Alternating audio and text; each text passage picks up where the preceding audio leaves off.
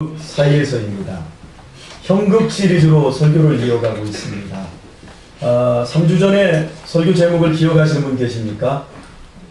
형극의 길이었습니다. 그리고 지난 시간에는 형극과 형극을 넘어서였습니다. 오늘은 형극과 형극 사이에서 라고 하는 제목으로 설교를 하려고 합니다. 형극은 우리의 삶에 있어서 표현할 길 없을 정도로 고통스러운 상태를 형극이라고 합니다. 또 한 가지는 나무에 돋친 가시를 형극이라 그럽니다. 우리가 사도행전에서 살펴보고 있는 것처럼 바울 사도의 사역은 형극 자체였습니다. 에베소에서 사역을 마칠 무렵 바울 사도의 나이는 당시의 평균 연령을 10살이나 넘은 고령이었습니다. 오늘날로 말하면 90대라고 생각하면 됩니다. 그는 평생 가시같은 질병으로 고생했습니다. 늙으면서 그의 지병은 우리들처럼 마찬가지로 더해갔을 것입니다. 이런 몸으로 바울은 마케도냐와 헬라에 이르는 600km의 길을 걸으며 형제들의 믿음을 북돋워 주었습니다. 아마도 개성에서 걸어서 부산까지를 나아간 겁니다. 그리고 갔던 길 600km를 되돌아서 걸어와야 하는 형극의 길이 또다시 펼쳐졌습니다. 이것도 모자라서 이틀 백길을 풍랑으로 인해 5일을 표류해야 하는 형극의 바다를 넘어야 했습니다. 이렇게 형극을 넘고 또 형극을 넘어 펼쳐지는 다음의 이야기가 오늘의 본문입니다. 6절을 보면 우리는 무교절 후에 빌립보에서 배로 떠나 닷새만에 드로아에 있는 그들에게 가서 이레를 머무니라. 바울은 7일을 드로아에 머물렀습니다. 이는 형극으로 인해 망가진 몸을 회복하기 위한 것임을 충분히 짐작할 수 있습니다. 오늘의 본문 7절에서 안식 후 첫날은 안식일 후 첫째 날, 즉 오늘날의 주일에 해당합니다. 이미 초대교회 그리스도인들의 정기 예배는 유대교인의 안식일인 토요일이 아니라 주님께서 부활하신 주일에 드려지고 있었습니다. 바울이 드로아를 떠나기로 작정한 전날, 그러니까 바울이 드로아에 머문 7일간의 마지막 날은 주일이었던 것입니다. 당시 복음을 영접한 그리스도인 가운데에는 노예나 일꾼과 같은 하층민이 많았습니다. 제 오늘 발음이 굉장히 이상하지요. 이 혓바닥에 여러 군데가 지금 헐어서 발음하기가 굉장히 힘들어요. 아팠어. 예, 제가 발음이 이상하더라고요. 일부 예배 때는 혀를 깨물었어요. 하도 아프니까 이렇게 돌리다가. 지금도 좀 고통스러운데 이해하시고 들어주시기 바랍니다. 예, 초창기에 그리스도인들 가운데는 노예들이 참 많았고 거의 하층민들이 예수님을 구주로 영접했습니다. 이런 노예나 일꾼들은 쉬는 날이 없었기에 바울은 그들의 일과가 끝난 저녁 시간에 함께 모여 떡을 떼었다. 이 저녁밥을 먹었다는 얘기예요. 이 저녁밥을 먹고 주일 예배를 드린 거예요. 그리고 이튿날 떠날 계획이었으므로 그 예배는 드로아의 형제자매들과 드리는 마지막 이 땅에서의 예배인 셈이었습니다. 우리말 밤중이라 번역된 헬라어 명사 메수틱티오는 자정, 즉 밤 12시를 넘긴 시간을 의미합니다. 드로아의 형제자매들과 이 땅에서 마지막 예배를 드리는 바울의 마음속에 그들에게 남겨주고픈 주님의 말씀이 얼마나 많았겠습니까? 그래서 바울의 설교는 자연스럽게 자정까지 이어졌는데 그곳은 어느 가정집의 윗다락이었습니다. 당시 가옥의 구조로 윗다락은 대부분 3층이었는데 오늘 본문에서도 3충누 이렇게 표현을 해주고 있습니다. 3충누라고 한다면 상당한 높이에 있음을 짐작할 수 있습니다. 우리나라의 한옥에 딸린 다락은 지붕 밑에 물건을 제겨두는 창고이지만 이들의 다락은 응접실 겸 거실이었습니다. 그리고 어둠을 밝히기 위해 많은 등불을 본문에 보면 켜두었습니다. 본래 더운 공기는 다 위로 올라가지 않습니까? 밀집하여 앉을 데가 없이 들어찬 다락방은 등불로 인한 열기와 탁한 공기로 가득 찼을 것입니다. 그 다락방에 모인 사람 중에 유도구라는 이름의 청년이 있었는데, 당시 유도구는 흔한 노예의 이름이었기에 본문의 유도구도 노예였던 것으로 추정할 수 있습니다. 유도구는 다락방의 창문에 앉을 데가 없어 이렇게 걸터 앉아 말씀을 듣고 있었던 것입니다. 초저녁부터 시작된 말씀이 자정을 넘어가자 피로에 지친 몸은 엄습하는 졸음을 이겨낼 수가 없었던 것입니다. 결국 깊이 잠이 든 유도구의 몸이 풀리면서 그만 3층 다락방 창문에서 땅바닥으로 떨어졌습니다. 사람들이 급히 뛰어내려가 일으켜 보았지만 이미 유도구는 죽어 있었습니다. 참으로 안타깝고 황당한 일이 벌어진 것입니다. 바울 역시 유도구가 떨어진 곳으로 뛰어내려갔고 죽은 유도구의 시체 위에 엎드려 시체를 끌어안았습니다. 그리고 유도구의 죽음에 소리치며 통곡하는 사람들을 향해 생명이 있으니 떠들지 말라고 선포했습니다. 바울의 이 말을 두고 유도구가 죽은 것이 아니라 실은 기절했다고 주장하는 학자들이 꽤나 있습니다. 그러나 유도구가 죽었다고 단정하여 기록한 사람은 의사 누가였습니다. 오늘날 사람이 죽어도 사망 판정을 공식적으로 의사가 내리기 전까지는 죽어도 죽은 것이 아닙니다. 종합병원에 입원했을 때, 정형외과로 입원했을 때 사람이 죽었어도 정형외과 의사가 죽었다고 해서 사망 진단서를 띄는 게 아닙니다. 신경외과 의사가 죽었다고 사망 진단을 내려야 죽은 것입니다. 유도구가 3층 창문에 걸터 앉아 졸다가 땅바닥으로 떨어지자 현장에 있던 의사 누가가 유도구의 상태를 확인하고 그의 심장이 이미 멎어 시체가 되었다고 공식적으로 사망 선고를 내린 것이었습니다. 그러므로 바울이 선포한 생명, 떠들지 말라, 그에게 생명이 있다고 했을 때 이 생명은 이미 끊어져 버린 유도구의 육체에 거하는 목숨이 아닌 것입니다. 그 생명은 유도구의 육체적 죽음 너머에서 임하는 주님의 영원한 생명이었습니다. 바울은 주님께서 당신의 생명을 부어 죽은 노예 유도구를 새롭게 살려주시려는 것을 알고 있었던 것입니다. 그리고 선포했고 정말 유도구가 살아난 것입니다. 그리하여 밤 집회는 다시 한번 떡을 먹고 밥을 먹고 날이 새기까지 설교가 이어졌고, 이 본문에는 이야기하고 떠나니라 그래요. 이때부터 이제 간증이 되어지는 거예요, 서로에게. 그리고 나서 날이 새자 바울은 드로아를 떠났습니다. 이어 12절은 이 사건의 결론을 살아난 아이를 데리고 와 적지 않게 사람들이 위로를 받았더라 맺고 있습니다. 바울 일행이 떠난 뒤에도 드로아의 사람들은 주님께서 살리신 유도구를 통해 큰 위로와 신앙의 격려를 얻었다는 것입니다. 노예의 신분으로 혹은 부도의 일일 노동자들로 매우 고통스러운 하루하루를 살아가면서도 주님을 구주로 믿는 사람들이 유도구를 살린 주님의 그 생명이 자신들 안에도 이미 임해 있음을 확인하며 유도구를 보는 것으로 얼마나 위로를 받았겠습니까? 버거운 형극의 삶 너머에 분명히 존재할 천국을 유도구에게서 확인하면서 그 가난하고 그 자유가 없는 노예적인 삶을 사는 사람들이 얼마나 믿음에 대하여 위로 받았겠습니까? 하지만 이 위로의 1차적인 대상은 먼저 바울이었습니다. 바울은 그의 3번에 걸친 전도 여행, 무려 3,000km가 넘는 그 전도 여행을 하며 그 가는 길마다 형극의 길이었지만 그 가운데서도 많은 교회를 세웠고 많은 하늘 가족들을 얻었습니다.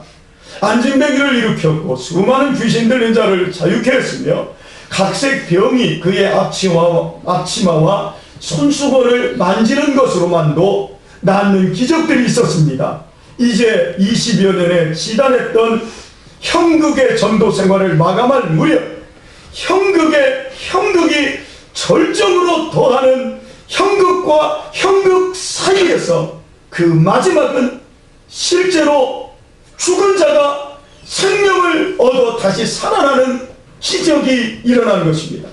자신을 통해 병자들뿐만 아니라 죽은 자까지 살려내시는 복음의 역사 속에서 바울이 얼마나 위로를 받았을까요? 끝없는 영국의 길에서 큰 위로를 경험한 바울은 감옥에서 죽음을 기다리며 쓴 옥중서신인 빌립보서 3장 1절에서 이런 말을 합니다. 기뻐하라. 너희에게 기뻐하라고 같은 말을 쓰는 것이 내게는 수고롭지 않고 너희에게는 안전하니라.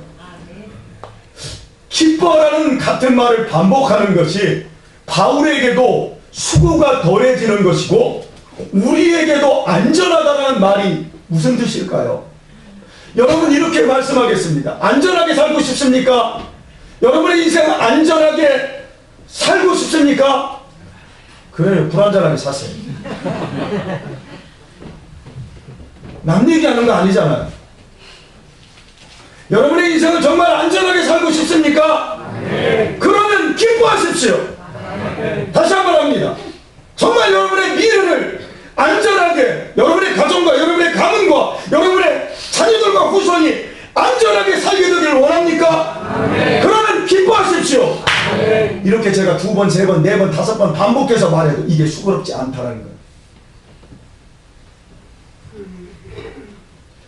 대체 이게 무슨 뜻일까요? 주 안에서 사랑하고 존경하는 우리 교우 여러분, 제가 묻겠습니다. 기쁘게 사는 것이 쉬워요?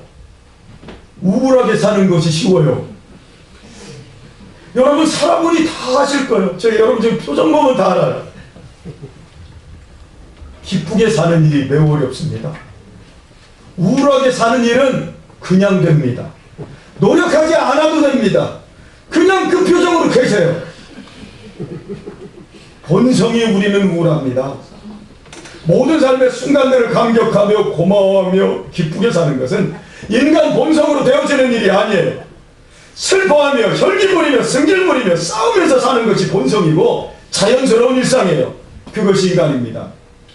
스타킹이라는 예능 프로그램에서 30대 초반의 발리 댄스 강사가 춤추는 영상이 유튜브에 있습니다. 몸을 요란하게 흔들며 매우 밝게 웃는 모습이 정말 매력적인 여자입니다.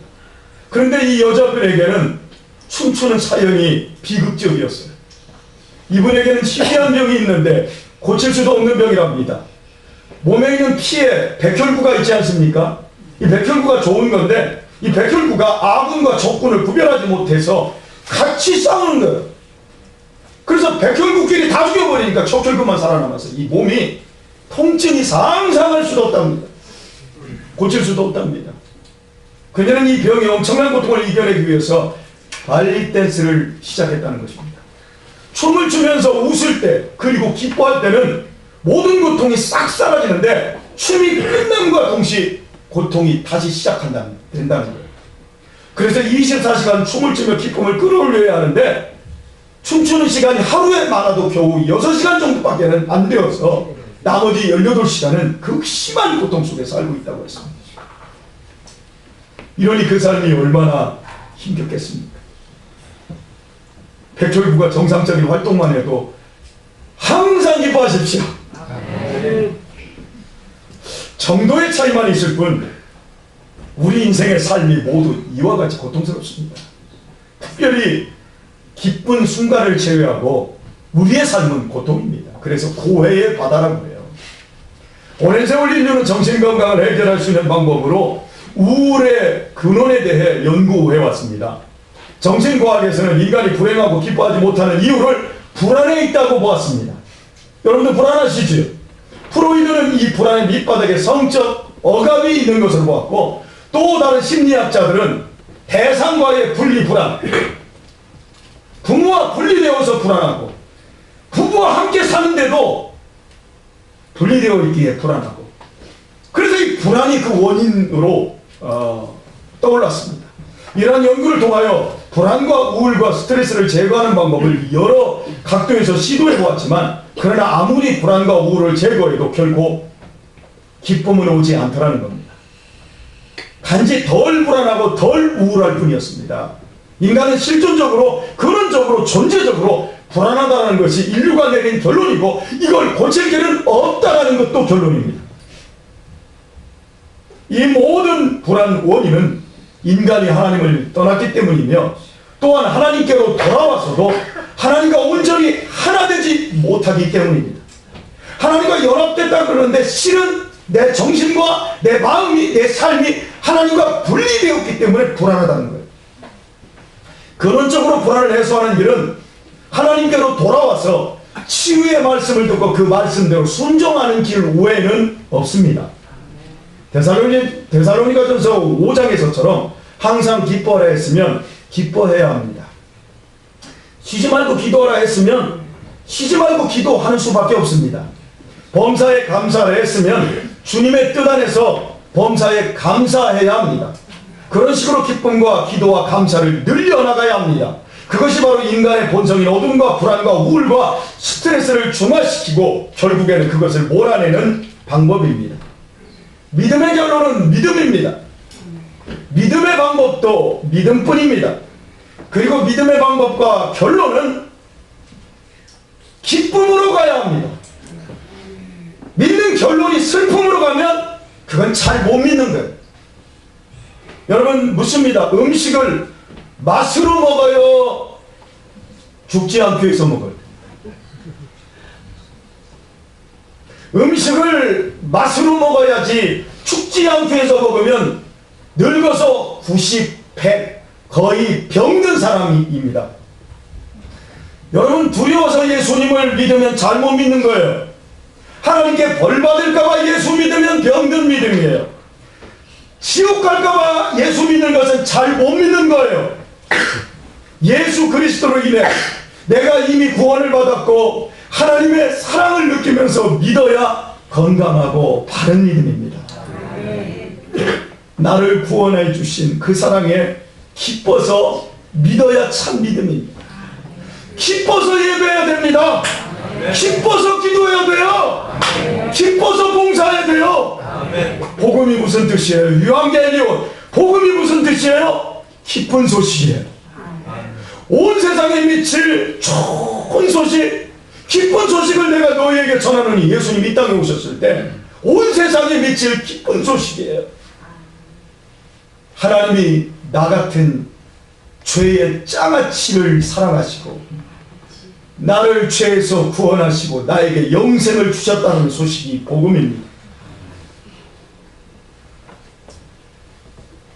나는 머리끝에서 발끝까지 죄악 덩어리입니다. 머릿속은 허황된 생각 아니면 온통 우울한 생각으로 가득합니다. 냄새나고 더럽고 추잡하고 야비한 나를 하나님이 사랑하신다는 거예요. 하나님이 사랑하고 사랑하는데도 배신하고 또 배신하고 또 반역하는 나를 사랑하시는 거예요. 하나님을 찾기는커녕 하나님을 발톱에 때만큼도 여기지 않고 나는 내 주먹을 믿어, 나는 내 실력을 믿어, 나는 내 돈을 믿어, 나는 사랑을 믿어, 그렇게 오만하고 불순한 나를 사랑하신다는 거예요. 사랑하다가 안 되니까 하나님이 직접 인간이 되셔서 나의 죄를 대신하여 십자가에 못 박히시고 나에게 영원한 생명을 주시고 나에게 천국을 선물로 주신 거예요. 하나님의 아들이 누릴 그 권세와 영광을 나 같은 인생 말종에게 영원토록 누리도록 해주신 거예요. 하나님 안에 있는 그 좋은 것을 내가 가질 수 있도록 해주신 거예요. 이게 복음이에요. 여러분 이게 말이나 된다고 생각하세요? 이게 이성으로 받아들일 수 있는 이야기입니까? 어떻게 신이 나 같은 이 인간 말종을 사랑해서 비참하게 대신 죽어주시고 그 신이 가진 영광과 권세와 생명을 내가 누릴 수 있게 합니까? 인류 역사 소설에도 이런 대목은 어디에도 없어요. 만약 이것이 소설이라도 엄청난 감동이지 않아요? 그러나 이것이 허구적인 소설이 아니라 사실이에요. 너무나 분명한 진실이에요. 이게 우리에게 허락된 복이에요. 우리가 분명하게 누리게 될 실제이고 장차 이루어질 영원한 현실입니다. 그래서 주님은 우리에게 이렇게 말씀하셨어요. 하나님이 세상을 이처럼 사랑하사 독생자를 주셨으니 이는 저를 믿는 자마다 멸망치 않고 영생을 얻게 하려 하심이라. 아멘. 우리가 의인이라서 우리를 사랑한 것이 아니에요. 죄인이라 사랑했어요. 도저히 안 되니까 당신이 죽어주신 거예요. 이 설교를 들으면서도 kom벅kom벅 졸음이 나오는 우리 같은 한심한 걸 위해서, 그래서 살려내시기 위해 당신이 죽으신 거예요. 복음 중에 복음은 십자가의 복음이에요. 제가 여러분들에게 늘 말하잖아요. 어떻게 이 복음 앞에 왔으면서도 우리는 아무런 생각이 없냐고요. 교회가 있는 이유는 바로 이 복된 예수 복음 때문이에요. 복음은 멸망하는 자들에게 미련하게 보입니다. 예수 믿으세요. 그러면 참 나는 예수 믿는 것들 보면 저 구리구리한, 어떻게 이렇게 마음이 허약해서, 사람이 다 노력해서 자기 힘으로 그냥 살다 죽어버리고 말할 거야. 난 내 주먹, 그 주먹 몇 년이나 가요. 우리는 사랑이면 돼요. 사랑. 나는 우리 청년들 보면 불쌍해요. 여기 한 10년 결혼생활 하신 분들은 다 웃어요. 우리 강경두 집사님 몇 년 안 됐는데도 웃네요.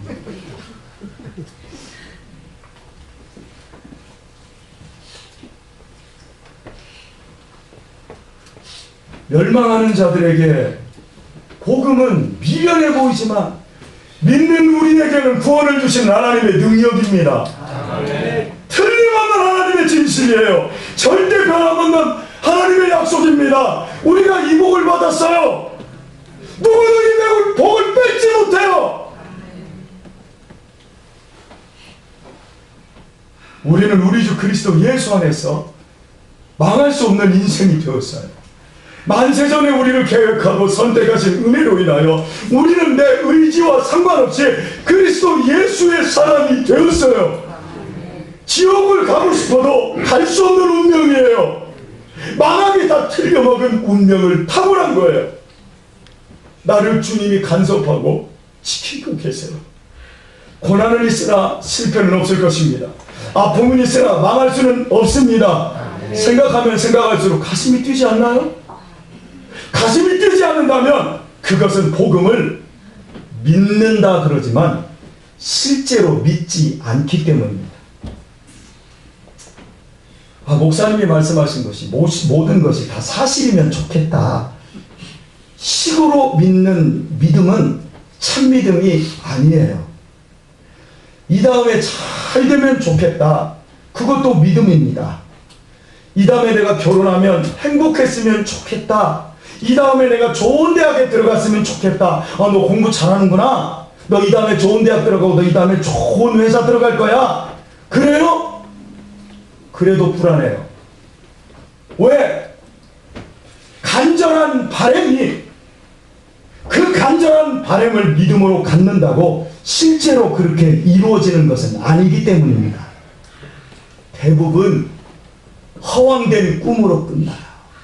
결혼생활 같은 경우에는 처절한 꿈으로 끝나요. 믿음과 실제는 다른 거예요. 그러니까 믿으면서도 불안하고 기쁨이 없어. 공부 못하는 애들은요, 자기의 미래에 대해서 불안도 안 해요. 포기해버렸으니까. 그냥 대충 살 거니까. 근데 공부를 잘하는 애들은요, 공부를 잘하면 잘할수록 더 불안해요. 실제로 그래요. 왜요? 공부를 아무리 잘해도 인생이 공부를 잘하는 만큼 보장되지 않기 때문에 그렇습니다. 돈이 있어도 불안해요. 그러니까 CCTV 설치하고요, 계속해서 탐만 높아지는 거예요. 믿으면서도 불안한 것, 돈이면 다 된다고 믿으면서도 불안한 거예요. 그러나 복음이 약속하는, 성경이 약속하는 믿음은 진짜예요. 실제입니다. 그러므로 십자가의 복음을 실제로 믿는 것은 가슴이 뛰는 일이에요. 여러분이 믿고 있는 그 모든 것이 실제로 이루어질 것입니다. 여러분 죽음을 생각하면 불안하지요? 죽음보다 더 확실한 건 예수 그리스도의 복음으로 약속되어 있는 모든 영생과 천국의 복인 줄 믿습니다. 그러므로 여러분 믿음 생활은 기뻐해야 되는 거예요. 예배가 기뻐해야 돼요. 헌신하는 게 기뻐해야 돼요. 신나서 해야 돼요. 여러분 남자들은 여전도 회장만 빼놓고 모든 봉사를 다 하셔야 돼요. 여자들은 남자도 회장만 빼놓고 모든 봉사를 다 하셔야 돼요. 할렐루야. 왜요? 이 모든 게 실제니까. 기쁨이 없는 이유는 이 복음을 안 믿기 때문이야. 지적 동의로 가지고 있어서 그래. 이 복음이 가져온 영광과 장차 우리가 누리게 될 영광을 모르기 때문이에요. 이 복음을 믿는다 할지라도 믿음에서 실패하고 망하는 것은 이 복음의 기초를 우습게 여기기 때문입니다. 기독교인들이 자살하는 이유는 복음을 모르고 구원의 은혜 아래 기뻐하라는 이 기초를 실천에 옮기지 않기 때문입니다. 10년 가까이 전에 죽은 목사님 한 분이 계세요. 우리 성도님들도 그 목사님 설교에 막 열광을 하고 보신 분들이 몇 분 계셨는데 정말 설교 좋습니다. 얼마나 설교를 잘하시는지 몰라요. 미국에서 그렇게 목회를 하셨는데도 한국에 있는 사람들까지 그분이 자살해서 죽어버렸어요. 그런데도 그분의 설교를 보며 지금도 목회자를 모시지 않고 그분의 설교 테이프를 틀고 예배하는 사람들이 수만 명이 넘어요. 여러분 아무리 성경에 능통하고 설교를 잘하는 목사라 할지라도 기뻐해야 하는 복음의 기초를 실천하지 않으면 무너지는 거예요. 복음으로 기쁨의 기초가 안 되면 우울증에 사로잡히고 분노에 사로잡힙니다. 세상적인 헛된 기쁨을 구하는 거예요. 그래서 기쁨은 우리에게 명령이고 너희가 기뻐하는 것이 안전한 것이다. 이렇게 말씀하는 거예요. 많은 사람들이 반문합니다. 목사님 기뻐해야 할 일이 있어야 기뻐하지 않습니까? 어떻게 매칼없이 아무 때나 기뻐할 수 있습니까? 미친 사람 아닙니까? 이게 가당하기나 한 것입니까? 현극의 삶을 사는데 때로 우울한 것도 은혜 아니에요? 어떻게 미치지 않고 이런 상황에서도 기뻐할 수 있겠습니까? 이게 가능합니까? 그건 상식 아니잖아요. 그러나 여러분 생각해 보십시오. 우리가 살고 있는 삶이 상식입니까? 인생이 상식으로 다 설명되어집니까? 여러분 어디서 왔어요? 상식입니까? 우리 일상에서 얼마든지 비상식적인 불행과 이해할 수 없는 고통이 일어나지 않습니까? 죽음이 준비되지 않은 사람들이 마지막에 상식적으로 죽는 것 같아요? 상식이 아니에요. 그러므로 복음을 믿는 사람들만큼은 상식을 넘는 믿음의 삶을 살아내야 합니다. 그 믿음의 기초는 예수 안에서 기뻐하는 것입니다. 매일 기뻐하려고 노력해도 엄청난 어둠이 몰려옵니다. 기뻐해야만 악성 우울에 빠져들지 않고 스스로 목숨을 끊는 경우까지 가지 않을 수 있는 것입니다. 기뻐하지 않고는 이길 수 없는 엄청난 영적 전쟁이 있습니다. 저희 교회가 2003년도에 교회를 개척했습니다. 그리고 2003년도 10월경에 저희 교회에 저보다 3살 많은 제 고향의 선배가 저희 교회에 왔어요.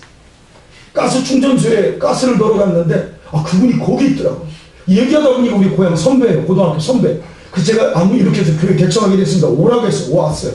왔는데 그분이 천주교회를 다녔어요.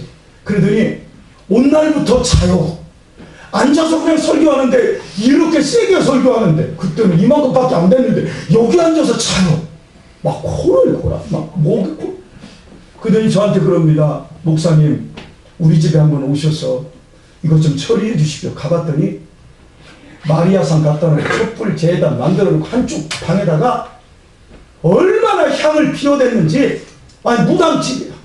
그걸 두려워서 어떻게 할 수가 없다. 그래서 제가 그 자리에서 싹 예배드리고 싹 끄다가 다 했어. 그런데 그 양반이 말씀을 안 들어요. 설교만 하면 그냥 목이 꺾어져 튀어. 그러더니 3개월 와서 우리 교회에서 제 설교를 5분도 안 들었어요. 3개월 있다가 자기 이제 고향으로 내려갔습니다. 그리고 주일 예배 끝나고 오후 2시 정도 됐는데 저한테 전화가 왔어요. 그 동생분한테. 자살했대요. 시골 고향집에 가서 자기 집 마루 대들보에다가 목을 매서 죽어버린 거예요. 제가 그때 얼마나 충격을 받았는지. 김동철 장로님하고 그때 강대식사님 저에게 막 오셨을 때인데, 그때 가서 그 부모님을 뵙는데 부모님이 제 손을 잡고 오열을 했습니다. 여러분, 기뻐하지 않으면 무시무시한 영적 싸움에서 무너질 수 있다는 거 기억하십시오. 제가 우리 아이들에게, 여러분들에게 제가 설교 들을 때 여기 와서 멍청하게 이러고 눈만 감고 있다가 가면 안 된다고 얘기하는 이유가 바로 거기에 있는 거예요. 기쁨만이 내 삶을 안전하게 지켜내는 비결입니다. 말씀을 들으시기를 축원합니다. 상식적으로만 기뻐하려고 하면 기뻐할 일은 많지 않습니다. 왜냐하면 삶이라고 하는 것은 죽기까지 현극과 현극 사이에서 매일같이 줄타기를 하고 있기 때문입니다. 바울이 기뻐하라는 말은 반복해도 지나치지 않다고 말할 때는, 이것이 너에게 안전하다고 할 때는 철없는 어린 때가 아닌 바울이 인생을 다 살아내고 한 말입니다. 그것도 현극과 연극 사이에서 날마다 줄타기 하면서도 주님께서 베풀어 주신 놀라운 위로들을 맛보고 한 말입니다. 더욱이 감옥 안에서 죽음을 눈앞에 두고 절망적인 상황 속에서 우리에게 기뻐하라고, 그것이 너의 삶을 지키는 유일한 안전이라고 말하고 있는 거예요. 그러므로 예수를 구주로 믿는 우리는 환경과 상황을 초월해서 기뻐해야 합니다. 기뻐하지 않으면 무너집니다. 그러나 기뻐하면 죽음도 이기고 마귀도 이깁니다. 기뻐하면 지옥 같은 삶도 이겨낼 수 있습니다. 바울은 또한 같은 옥중서신인 빌립보서 4장 4절에서 우리에게 이렇게 권면합니다. 주 안에서 항상 기뻐하라. 내가 다시 말하노니 항상 기뻐하라. 항상 기쁨의 조건은 주 안에서입니다. 주 안에 있으면 망할 수가 없어요. 기뻐해야 하는 이유는 암시가 아니에요. 항상 기쁨은 허위가 아니에요. 항상 기쁨은 삶을 복되게 하는 실제 기술이에요. 판소리를 공부하는 사람이 산에 올라가서 매일같이 소리 지르며 연습하는 것을 사람들이 보면, 저놈은 저거 허구한 날 저 산에 올라가서 저거 소리나 지르고 저 미친 거 아니야? 미쳤다고 소리를 듣습니다. 그런데 그 사람이 일단 미친 사람이라고 소리를 듣고 피를 토하면서 소리를 질러대지만, 일단 득음을 하면 그 다음부터 그 사람은 거기에서 뜻을 이루는 판소리의 명창이 되는 겁니다. 여러분, 삶을 기쁘게 행복하게 살고 싶습니까? 삶에서 득도하는 길은 기뻐할 줄 아는 데에 오는 거예요. 주 안에 있는 기쁨은 잠시 있다가 사라지는 것이 아니에요. 내 기분이 나를 망가뜨리는 것일 뿐, 주 안에 있는 기쁨은 없어지지 않아요. 영원한 기쁨이에요.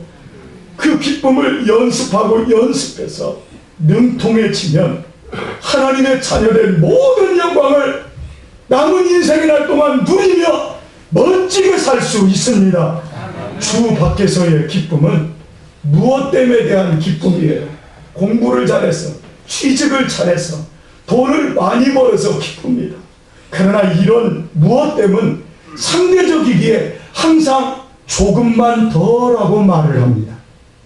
만족보다는 또 다른 불만족이 생깁니다. 만족이 커질수록 불만족도 커집니다.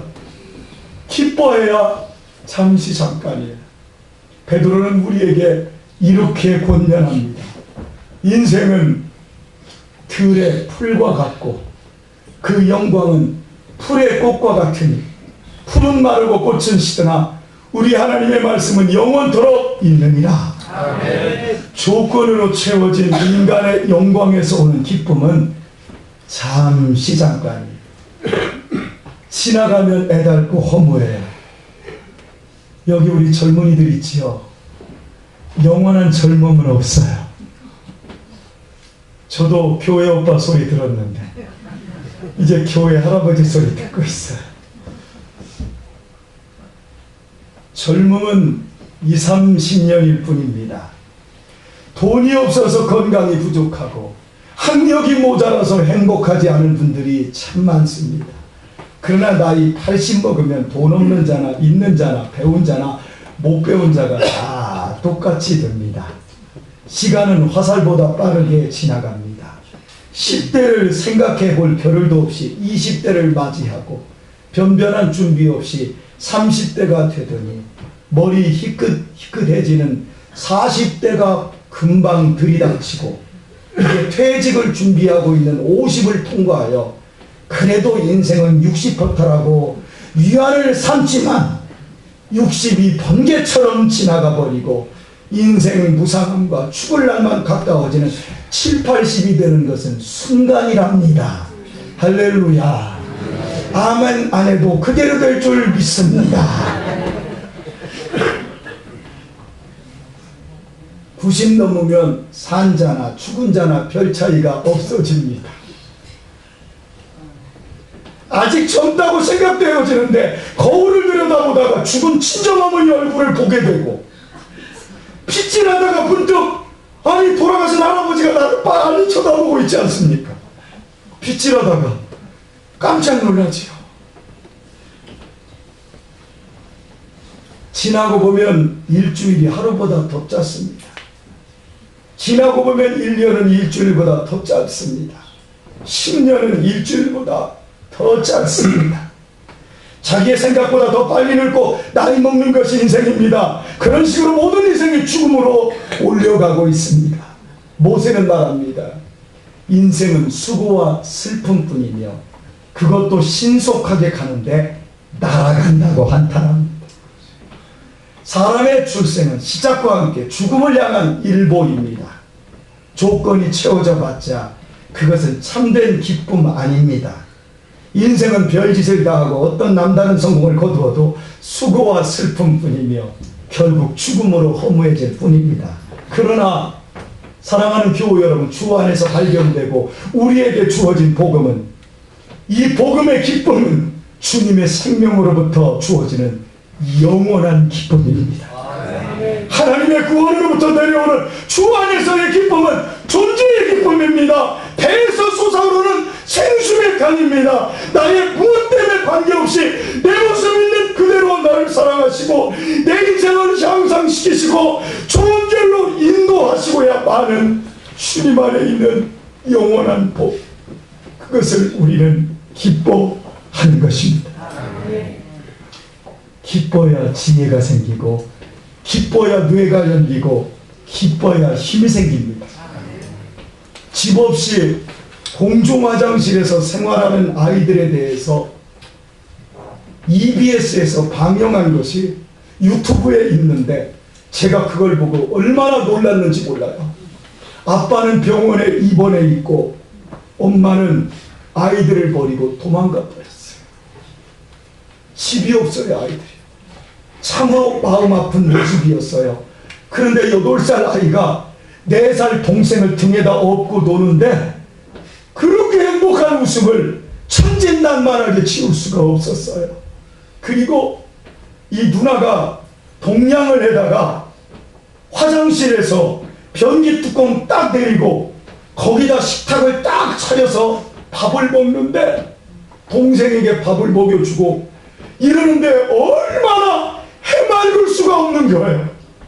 아이들의 관점에서 불행한 거다. 그건 어른의 관점이에요. 그들에게는 좀 불편할 뿐 지금 살아있는 현재를 그들은 누리고 있더라고요. 구걸하며 공중화장실에서 먹고 거기에서 쭈그리고 자면서도 형제 우애하고 기뻐하는 그 아이들이 어른이 되면 불행하게 살 것 같아요. 그 아이들이 계속해서 기쁨을 잃지 않는 한, 존재의 기쁨을 잃지 않는 한 그 아이들은 앞으로 최고의 삶을 사는 어른들이 될 것입니다. 여기 40, 50대 이상 된 우리들도 어린 시절 물질적으로 너무나 부족했어요. 그런데 그때 우리는 해맑은 웃음을 가지고 있었다는 거 아세요? 성세병원, 송탄 성세병원 앞에 양평 해장국집이 있습니다. 거기 가면 병마다 옛날 70년대 사진이 크게 붙어 있어요. 거기에 보면 애들이 냇가에서 고기 잡고 또 애들이 막 구루마 타고 있는데 신발은 고무신이고 안으로 밖으로 내온 그 내복은 다 찢어진 거 덜렁덜렁한 거 그거 있고 위에는 스웨터 있잖아요. 스웨터 옛날에 복구리라고 했어요. 복구리 딱 입고 애들은 막 빡빡머리 이가 많아서 빡빡머리 다 밀었는데 그놈들 그 얼굴 보세요. 얼마나 천진난만한 걔네들 얼굴이 해맑은지 보세요. 옛날에는 다 그 얼굴을 가지고 있었어요. 근데 지금 아이들 얼굴 보세요. 지금 청소년들 보십시오. 해맑은 웃음이 없어요. 이미 영악해져 버렸어요. 근심이 찌들어 버렸어요. 더 많이 가졌는데 더 많은 걸 누리는데 조건으로 부모가 아무런 생각 없이 더 좋은 거 주기만 해서 아이들은 조건으로 채워져 있습니다. 조건이 이제 안 되는 날이 옵니다. 인생은 부모가 눈물 없이는 살 수가 없는데 어린 시절 초등학교 들어가기 전까지 부모가 눈물겨운 고생으로 아이들의 눈에서 눈물을 안 흘리게 해줍니다. 그러나 초등학교 들어가 공부하고 중학교 들어가 공부하고 나중에 군대가 결혼하고 눈물을 안 흘리고 살 자식은 아무도 없어요. 그때 되면 과연 조건으로 기쁨을 찾았던 아이들이 어떻게 될까요? 어제 뉴스에 스마트폰이 삼성과 중국의 화해에서 접는 스마트폰이 나왔더라고요. 접으니까 더 커지고 화면이 옛날 폴더폰하고 틀리고요. 막 커졌다. 그게요 200만 원 정도로 책정됐답니다. 그러면 이제부터 여러 부모님들 자식들이 학교에서 막 패딩 긴 거 입고 다니고 자전거 선풍 한번 지나갔던 것처럼 이제 애들이 아이폰 선풍 지나갔던 것처럼 이제 폴더폰 좀 사주세요. 폴더폰 사주세요. 그러지 않겠어요? 그러면 그것만 사주면 다 될 거예요. 행복하게. 우리 아버지 너무 멋진 아버지, 우리 엄마 너무 좋은 엄마 그럴 거예요. 사줘보세요. 며칠이나 가는가.